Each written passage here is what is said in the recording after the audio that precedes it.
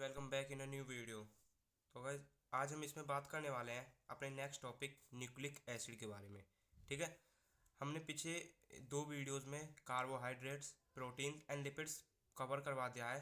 अगर आपने वो वीडियो नहीं देखे पहले उनको वॉच करें देन इसको। ठीक है, इसमें बात करेंगे हम न्यूक्लिक एसिड की। Okay, nucleic acid are found in abundance in on living things, यानी कि न्यूक्लिक एसिड जो हमारे बॉडी में पाया जाता है वो एक रिच अमाउंट में पाया जाता है। ठीक है, nucleic acid are naturally occurring chemical compound that serve as the primary information carrying molecules in cells and make up the genetic material. देखिए, जो भी न्यूक्लिक एसिड होता है ना, वो एक नेचुरली अकरिंग केमिकल कंपाउंड है। ठीक है, मतलब नेचुरली अकरिंग है, मतलब नेचुरल से ही हमको अकर हो रहा है। ठीक है, that serve as the primary information. और जो हमारी बॉडी की जो जेनेटिक मटेरियल होता है लाइक डीएनए आरएनए, उसको ये कैरी करता है किसमें, सेल्स में। ठीक है, जो आपने देखा होगा सेल्स में ये न्यूक्लियस बना रहता है और ये पूरी सेल है, तो न्यूक्लियस में जो मौजूद होता है ना डीएनए, हमारी बॉडी में तो फिलहाल डीएनए रहता है, तो ये डीएनए को ही हम ये कैरी करता है हमारी जेनेटिक इन्फॉर्मेशन को। और ये किससे बना होता है, ये बना होता है हमारे न्यूक्लिक एसिड से ही। ठीक है, then nucleic acid are essential biomolecules to all form of life. अब गाइस देखिए, जब हमारे ये न्यूक्लिक एसिड डीएनए और आरएनए को कैरी करेगा तो ये इंपॉर्टेंट तो होगा ही लाइफ के लिए। तो वही लिख रहा है कि ये न्यूक्लिक एसिड बहुत एसेंशियल बायोमोलिक्यूल है किसी भी फॉर्म ऑफ लाइफ, यानी कि वो एनिमल के लिए, प्लांट के लिए या ह्यूमन के लिए, किसी के लिए इम्पोर्टेंट है। Okay, they are composed of nucleotides which are monomers made of three component. और ये जो बने होते हैं ना न्यूक्लिक एसिड, ये बने होते हैं न्यूक्लियोटाइड से। और ये न्यूक्लियोटाइड्स क्या है, ये है एक मोनोमर जो कि तीन कंपोनेंट से बने होते हैं। ये मैं समझाता हूँ। न्यूक्लिक एसिड बने हो किसके होते हैं, न्यूक्लियोटाइड के। ठीक है, और ये जो न्यूक्लियोटाइड है ना, ये भी तीन कंपोनेंट का मिलकर बना होता है। 5 कार्बन शुगर,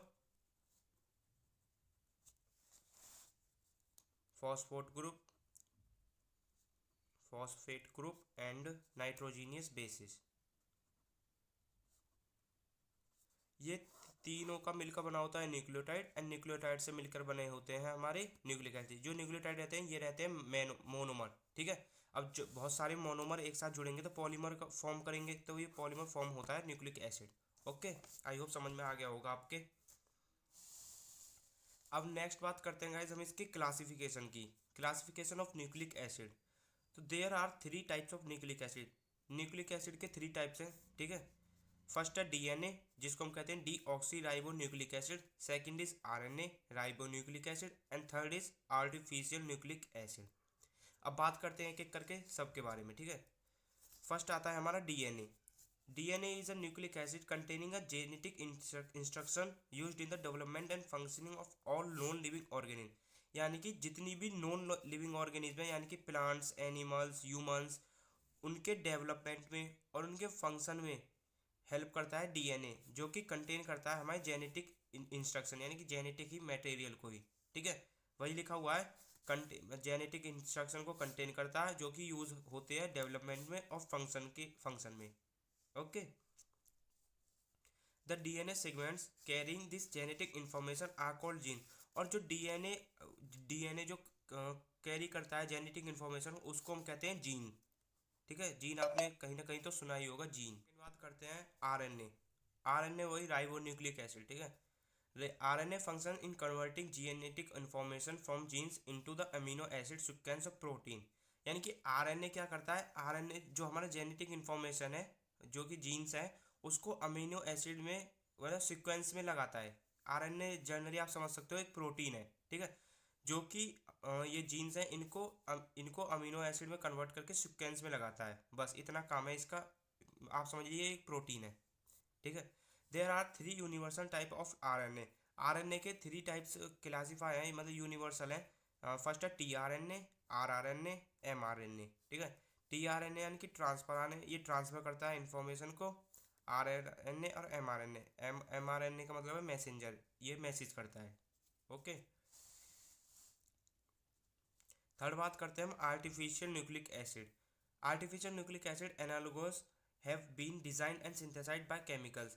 अब देखिए आर्टिफिशियल है न्यूक्लिक एसिड, तो आप समझ सकते हो किसी भी हम केमिकली सिंथेसाइज करेंगे इसको, ठीक है, वो वही लिखा हुआ है, ये हम इसको डिजाइन करते हैं और सिंथेसाइज करते हैं केमिकल्स की हेल्प से।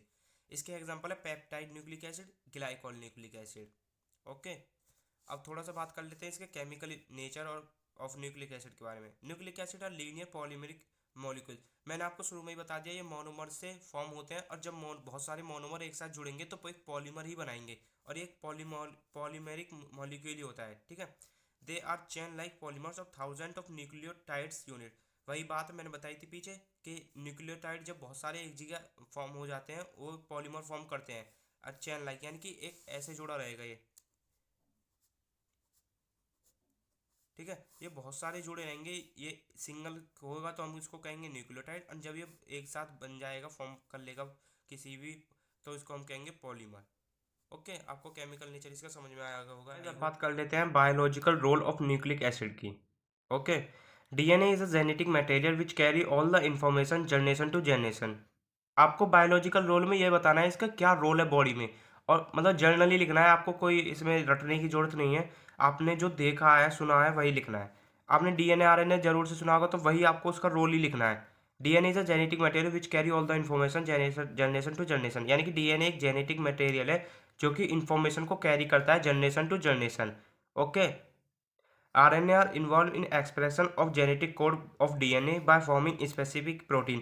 RNA जो इन्वॉल्व होता है वो जेनेटिक कोड बनाता है डीएनए से, बाय फॉर्मिंग स्पेसिफिक प्रोटीन। मैंने आपको पीछे बताया ये प्रोटीन होता है, जो ये एक स्पेसिफिक प्रोटीन बनाता है जो कि जेनेटिक कोड फॉर्म करती है डीएनए के।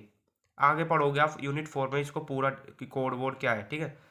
RNA also acts as enzyme, यानी कि आरएनए जो होता है वो एक्ट करता है एंजाइम की तरह भी, एंजाइम की तरह भी बिहेव शो करता है।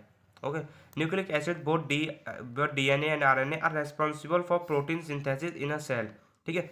जो कि ये होते हैं हमारे आरएनए और डीएनए, ये जो सेल होते हैं उसमें प्रोटीन की सिंथेसाइज में भी एक रोल निभाते हैं। ओके, ये बात खत्म हो गई। अब न्यूक्लिक एसिड की पूरा पढ़ लिया है हमने। अब बात करते हैं हम अमीनो एसिड की। ये लास्ट टॉपिक है यूनिट 1 का, चैप्टर 1 का, ठीक है। अमीनो एसिड क्या है? Amino acid are organic compound that contain amino carboxylate functional group, यानी कि अमीनो एसिड एक ऐसे ऑर्गेनिक कंपाउंड है जो कि कंटेन करते हैं अमीनो NH3+ ग्रुप को और carboxylate CO2- group functional group को, along with the side chain R group. यानी कि मैं आपको बताता हूँ, जो अमीनो एसिड है उसमें एक तो NH3 ग्रुप जुड़ा होगा, ठीक है, एक CO2- ग्रुप जुड़ा होगा, और एक लंबी चेन होगी, मतलब जैसे होती है ना CH2 CH2 CH2, ऐसे एक लंबी चेन होगी, उसके साथ ये जुड़ा रहेगा, और ये तीनों जब जुड़े रहेंगे उसको हम कहेंगे amino acid. Okay, the major key elements of amino acid are CH and oxygen, यानी कि जो मेजर की एलिमेंट्स हैं अमीनो एसिड के वो हैं कार्बन, हाइड्रोजन, नाइट्रोजन, ऑक्सीजन। ये चार एक मेजर एलिमेंट कह सकते हैं इनको, ठीक है, अमीनो एसिड का। Approximately 500 amino acid are known that present in nature and only 20 appears in genetic code, यानी कि अप्रोक्सीमेटली का मतलब होता है लगभग 500 से 500 तक, 500 करीब हमको अमीनो एसिड नोन है डेट प्रेजेंट इन नेचर, जो कि नेचर में प्रेजेंट है, बट उन 500 में से सिर्फ 20 ऐसे हैं जो कि जेनेटिक कोड में इन्वॉल्व है, बस 20 ही, ठीक है।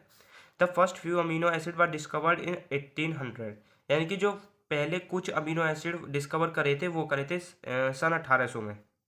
ओके, अब बात करते हैं गाइस इसके क्लासिफिकेशन की। Classification of amino acid can be classified based on following term. अब देखते हैं, फर्स्ट आता है आर ग्रुप, सेकंड है polarity and R group, third है डिस्ट्रीब्यूशन इन प्रोटीन, फोर्थ है न्यूट्रिएंशियल कार्बन, या फिफ्थ है number of amino and carboxylic groups, ठीक है। तो फर्स्ट बात करते हैं based on R groups. R यहाँ पे एल्काइल है, ध्यान रखना आप, ठीक है, एल्काइल ग्रुप वही CH3 C2H5, यही।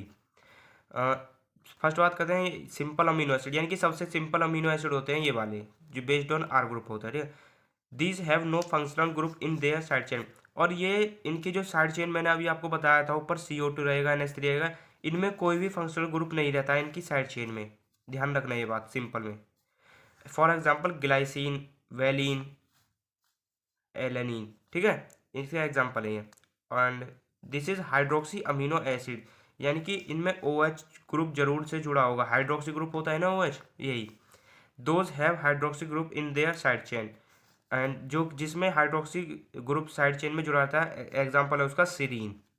ओके, इसका क्लासिफिकेशन बहुत ही आसान है। जैसे कि जोन सा भी फंक्शनल ग्रुप किसी भी अमीनो एसिड की साइड चेन में जुड़ा रहेगा, वही उसके बेस पे ही हम उसका नाम दे देंगे। जैसे देखिए, सल्फर कंटेनिंग अमीनो एसिड, यानी कि सल्फर कंटेन करेगा वो amino acid, those have sulphur in their side chain, example है इसका सिस्टीन।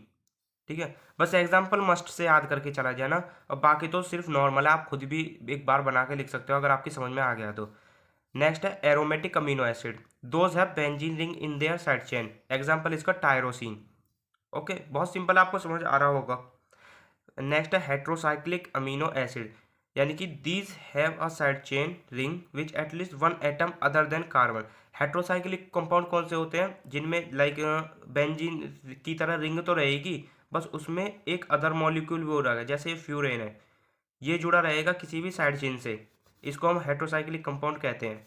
और एग्जांपल है इसका हिस्टिडीन। ओके, एंड नेक्स्ट बात करते हैं amine group containing amino acid, those contain amine group. Amine group जिसमें कंटेन होगा उसको हम कहेंगे amine group containing amino acid. इसका एग्जांपल है ग्लूटामाइन। ओके, एंड नेक्स्ट है branched chain amino acid, those amino acid have aliphatic side chain with branch, example valine. Okay, and next है acidic amino acid, those have carboxyl group in their side chain, example इसका glutamic acid. Okay, and then है basic amino acid, those containing amino group in their side chain, example इसका lysine. Okay, अब देखते हैं इसका chemical structure. Amino acid containing NH2 amino group, and COH carboxylic group, and RH यानी कि वही alkyl group.